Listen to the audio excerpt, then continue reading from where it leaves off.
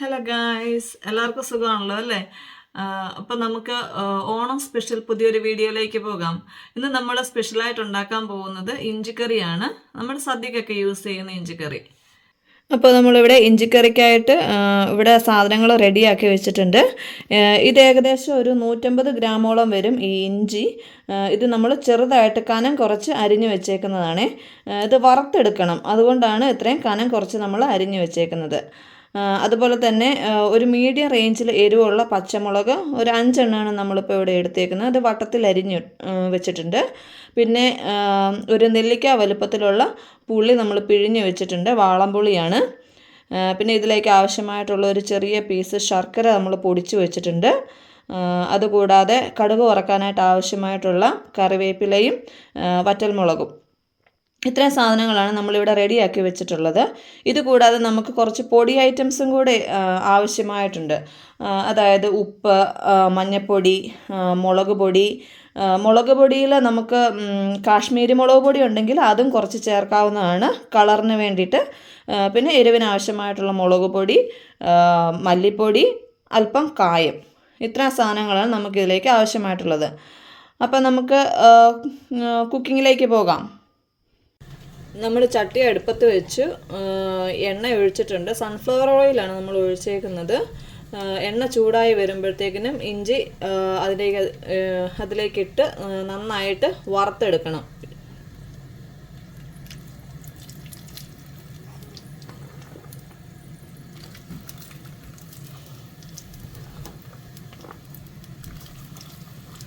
നേരത്തെ പറഞ്ഞ പോലെ തന്നെ നമ്മളിത് ചെറുതായിട്ടാണ് അരിഞ്ഞു വെച്ചേക്കുന്നത്, കനം കുറച്ച്. നന്നായിട്ട് ഇളക്കി കൊടുക്കുക. തീ ഒരു മീഡിയം ഫ്ലെയിമിലാണ് കിടക്കുന്നത്.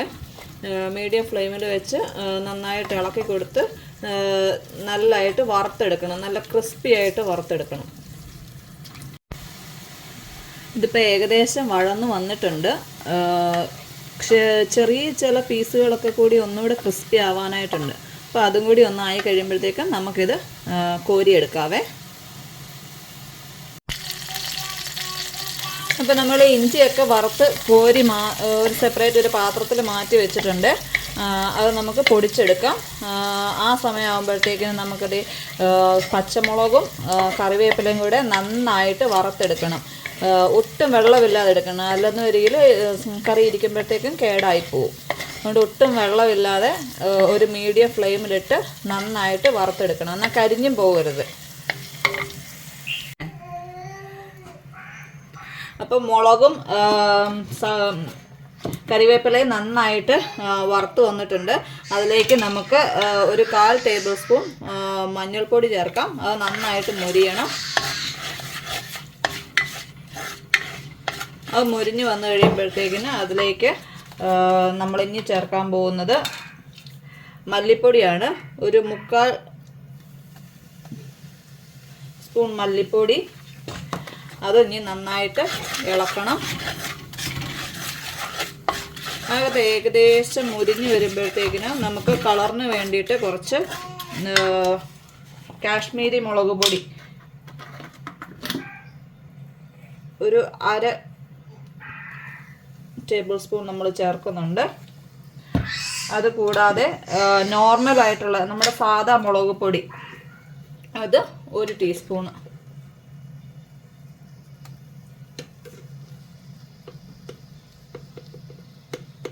ഒന്നേകാൽ ടീസ്പൂൺ ചേർക്കുന്നുണ്ട്. അപ്പം നന്നായിട്ട് ഇളക്കണം, കരിഞ്ഞു പോകാതെ. ഇത് ഏറ്റവും ലോ ഫ്ലെയിമിലാണ് ഇരിക്കുന്നത്. ഇനി ഇതിലേക്ക് നമ്മൾ പിഴിഞ്ഞ് വെച്ചേക്കുന്ന വാളംപുളി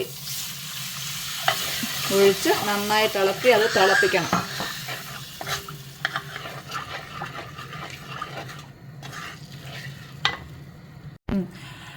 ഇപ്പോൾ ഇത് ഏകദേശം നല്ലതായിട്ട് തിളച്ച് വന്നിട്ടുണ്ട്. ഇതിലേക്ക് നമ്മൾ എടുത്ത് മാറ്റി വെച്ചേക്കുന്ന ശർക്കര പൊടിച്ചത് ചേർത്ത് കൊടുക്കുവാണ്. ഞാൻ മൊത്തം ചേർക്കുന്നില്ല, ഒരു 3/4 ഭാഗമേ ചേർക്കുന്നുള്ളൂ. നോക്കിയിട്ട് ആവശ്യമാണെങ്കിൽ നമുക്ക് പിന്നെ ബാക്കി ചേർക്കാം. അപ്പോൾ അത് ചേർത്ത് അതിനുശേഷം ഞാൻ ഇവിടെ പൊടിക്കാതെ ഒരു ശകലം ഇഞ്ചി മാറ്റി വെച്ചിട്ടുണ്ടായിരുന്നു വറുത്തത്.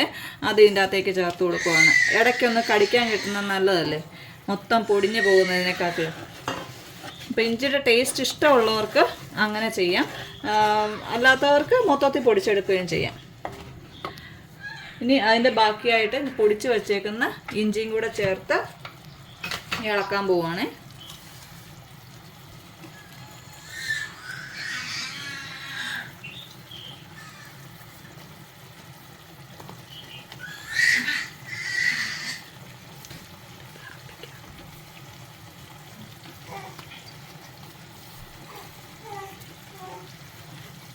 അപ്പോൾ അത് ചേർത്ത് നന്നായിട്ട് ഇളക്കണം.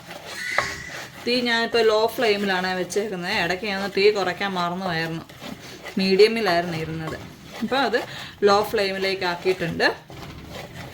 ഇനി നമുക്ക് ആവശ്യമായിട്ടുള്ളത്, നമ്മൾ കായം ചേർത്തില്ലായിരുന്നല്ലോ, അപ്പോൾ അത്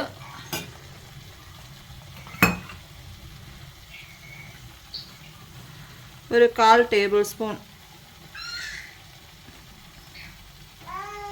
കായം കൂടെ ഞാൻ ചേർത്ത് കൊടുത്തിട്ടുണ്ട്.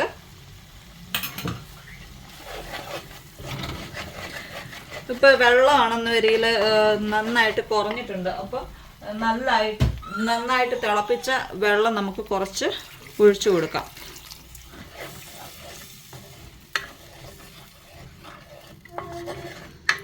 അല്പം വെള്ളം ഞാൻ ഒഴിച്ചു കൊടുത്തിട്ടുണ്ട്. ഇതൊന്ന് നന്നായിട്ട് തിളച്ച് വറ്റി വരട്ടെ, എണ്ണയൊക്കെ തെളിഞ്ഞ് വരണം.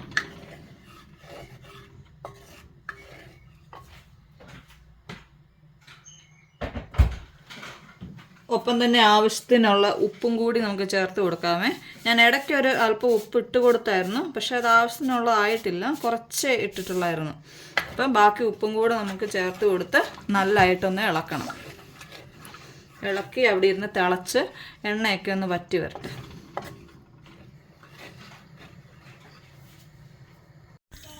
ഇനി നമ്മളതിലേക്ക് കടുക് വറുത്ത് ചേർക്കാൻ വേണ്ടി പോവാണ്. അപ്പോൾ ഒരു പാത്രം നമ്മൾ അടുപ്പിൽ വെച്ചിട്ടുണ്ട്. ആവശ്യത്തിനുള്ള എണ്ണ ഒഴിച്ചു. എണ്ണ ചൂടായി വരുമ്പോൾ അതിലേക്ക് നമുക്ക് ഒരല്പം കടുകിടാം.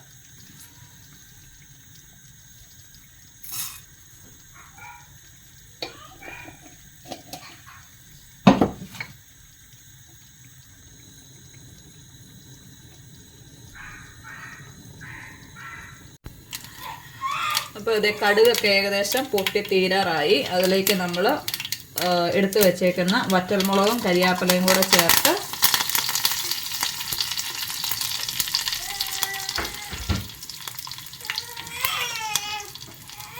ഒന്ന് ചെറുതായിട്ട് ഇളക്കി കൊടുക്കും.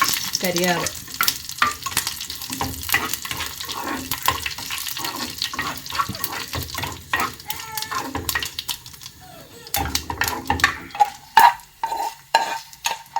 അപ്പോൾ അത് റെഡി ആയിട്ടുണ്ട്. ഇനി നമുക്ക് നമ്മുടെ ഇഞ്ചിക്കറിയിലേക്ക് ചേർക്കാം.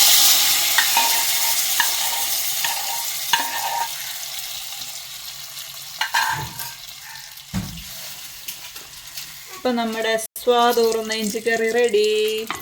എല്ലാവർക്കും ഇഷ്ടമായെന്ന് വിശ്വസിക്കുന്നു. എല്ലാവരും പ്ലീസ് ട്രൈ. ഹാപ്പി ഓണം.